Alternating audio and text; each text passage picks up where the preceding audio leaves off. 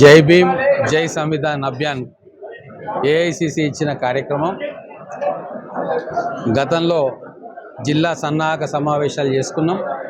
ఈరోజు మహబూబ్నగర్ మండలానికి సంబంధించిన ముఖ్య నాయకులు కార్యకర్తల సన్నాహక సమావేశం ఏప్రిల్ 2వ తారీఖు నుంచి కార్యక్రమం ప్రారంభం కాబోతూ ఉంది. ఈ లోపల గ్రామాధ్యక్షులను కూడా నియమించుకున్నాం. వాళ్ళ ఆధ్వర్యంలో ఈ కార్యక్రమాన్ని మొదలుపెట్టబోతూ ఉన్నాం. ప్రతి గ్రామంలో కూడా మహాత్మా గాంధీ ఆదర్శాలను, అలాగే అంబేద్కర్ గారి ఆశయాలను ప్రతి ఇంటికి కూడా మన కార్యకర్తలు వెళ్ళి వాళ్లకు ఎక్స్ప్లెయిన్ చేస్తారు. ఆ గ్రామంలో పాదయాత్ర ఉంటుంది. అలాగే దాంతోపాటుగా మా కాంగ్రెస్ ప్రభుత్వం చేస్తున్న సంక్షేమ కార్యక్రమాలు, ఏ ఇంటికి ఏ కార్యక్రమాలు వస్తున్నాయి, వాటి మీద కూడా ప్రతి ఒక్కరికి కూడా తెలియజేసే కార్యక్రమం. ఈ 15 నెలల కాలంలో ఎన్నో వినూత్నమైన కార్యక్రమాలు మేము తీసుకున్నాం. గ్రామాల్లో కూడా అనేక అభివృద్ధి కార్యక్రమాలను చేపట్టినాం. గతంలో ఎన్నడూ లేని విధంగా ఒక సంవత్సరం లోపలనే ప్రతి గ్రామానికి కూడా దాదాపుగా ₹1 కోటి నిధులను ఆ గ్రామంలో అనేక కార్యక్రమాల మీద ఖర్చు పెడతా ఉన్నాం. రోడ్లు వేస్తూ ఉన్నాం, డ్రైనేజ్ వేస్తూ ఉన్నాం, డ్రైనేజ్ లైన్స్ వేస్తూ ఉన్నాం. వాటర్ సప్లై విషయంలో బోర్లు కావచ్చు, ట్యాంకులు కావచ్చు, వీటి మీద కూడా దృష్టి పెట్టినాం. జీపీ బిల్డింగ్లు ఎక్కడెక్కడ లేవో వాటిని కడతా ఉన్నాం. ప్రైమరీ హెల్త్ సెంటర్లను కడతా ఉన్నాం.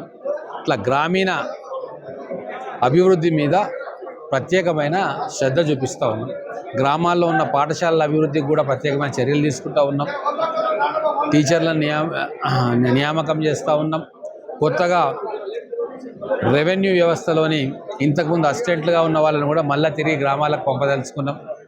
ఇట్లా ప్రతినిత్యం ప్రభుత్వాధికారులు ప్రజలతోటి సంబంధాలు పెట్టుకొని వాళ్ళ సమస్యలను అక్కడికక్కడే సాల్వ్ చేసే కార్యక్రమం. వీటన్నిటికీ మించి రైతు రుణమాఫీ చేసినాం, రైతు భరోసా చేసినాం, ఇందిరమ్మ ఆత్మీయ భరోసాను పూర్తి చేసుకున్నాం, ఇందిరమ్మ ఇండ్లను కూడా మొదలుపెట్టుకున్నాం.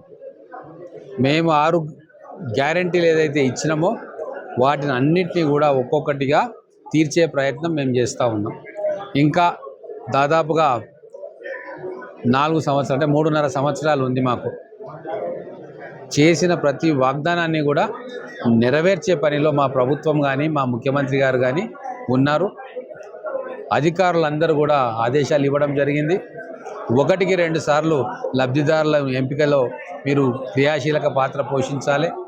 ఎవరిని పడితే వాళ్ళని తీసుకొచ్చి లబ్ధిదారులుగా పెట్టకూడదు.